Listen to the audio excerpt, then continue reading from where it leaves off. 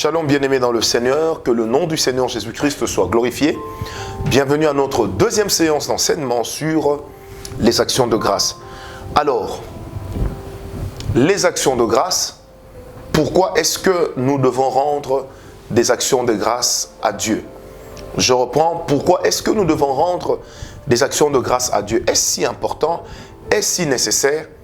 Bien-aimés, la première raison pour laquelle nous rendons des actions de grâce à Dieu, la première raison, c'est parce que dans la Bible, Dieu lui-même nous le demande.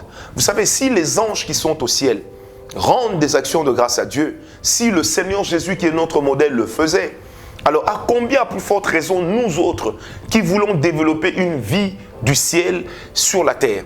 C'est une habitude importante à prendre dans nos vies. C'est une habitude importante à laquelle nous devons souscrire. Bien-aimés, j'ai toujours dit que l'habitude, c'est le plus grand ennemi de l'évolution.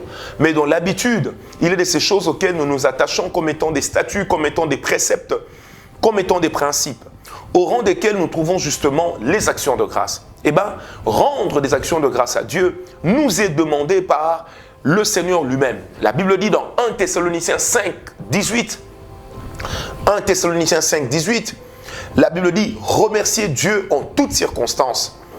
Vous savez, c'est la volonté que Dieu a exprimée au travers de Jésus-Christ. Dans Éphésiens 5, verset 4, Éphésiens 5, verset 4, la Bible dit « Qu'on n'entende ni paroles déshonnêtes, ni propos insensés, ni plaisanteries, choses qui sont contraires à la bienséance, mais qu'on entende plutôt des actions de grâce. » Donc, les actions de grâce doivent constituer notre mode de vie, doivent constituer notre mode de vie de chaque jour. Ça ne doit pas être circonstanciel, ça doit être quasi systématique. Même si tu n'as pas mangé, même si tu es dans des tourments, le fait que tu respires, la Bible te demande déjà de rendre des actions de grâce à Dieu. Éphésiens 5, 20, la Bible dit « Remerciez constamment Dieu le Père pour tout, au nom du Seigneur Jésus-Christ. » Qu'il vous souvienne que nous avons dit les actions de grâce. C'est un langage de reconnaissance. Ou si vous voulez, c'est un langage de remerciement. C'est le langage par lequel nous disons au Seigneur « merci ». C'est le langage par lequel nous disons au Seigneur « merci ». C'est le langage par lequel nous exprimons une reconnaissance. Amen. Bien-aimés, alors, vous devez savoir une chose, il est important donc de rendre à Dieu des actions de grâce afin d'avancer en eau profonde. Et cela est très important. Exode 20, verset 24.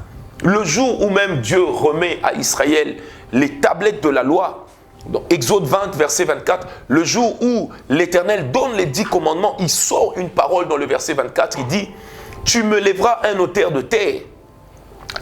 de terre sur lequel tu offriras tes holocaustes et tes sacrifices d'action de grâce, tes brebis et tes bœufs. Partout où je rappellerai mon nom, je viendrai à toi et je te bénirai. » Amen. Donc par les actions de grâce, nous rappelons le nom de l'Éternel, nous rappelons ses bienfaits. Or, lorsque nous rappelons les bienfaits de l'Éternel, eh bien, l'Éternel est content. Lorsque nous rappelons les bienfaits de l'Éternel, l'Éternel nous bénit. Lorsque nous rappelons les bienfaits de l'Éternel, eh bien, nous devenons des enfants sûrs et avec qui l'Éternel peut compter. Vous savez qu'il vous souvienne lorsque le Seigneur Jésus a donné cette parabole de ces personnes qui ont été guéries, elles étaient au nombre de 10. 10 ont été guéries, mais une seule est revenue pour dire merci au Seigneur. Une seule est revenue pour rendre grâce à Dieu. Bien-aimé, et le Seigneur Jésus, s'exprimant à ses disciples, dit que celui-là était reconnaissant. Vous savez, dans le monde, même dans le monde, lorsque quelque chose de bien vous a été fait, on a besoin d'entendre merci. Quand votre époux vous fait un cadeau, dites merci. Il est même de ces couples qui vivent comme dans une guérilla, dans une tyrannie totale. Pourquoi? Parce que madame ne dit jamais merci. Parce que monsieur ne dit jamais merci. Les deux considèrent tout ce que l'un fait pour l'autre comme étant des droits irrévocables pour lesquels il ne faut pas dire merci. Combien des enfants ne savent pas dire merci à leurs parents? Le lit sur lequel tu dors, connais-tu les sacrifices qui ont été consentis pour que tu l'aies? Dis merci au Seigneur. Sais-tu combien de fois il y a des gens auxquels Dieu a privé d'un bonheur pour que toi tu l'aies? Dis merci au Seigneur. Alléluia.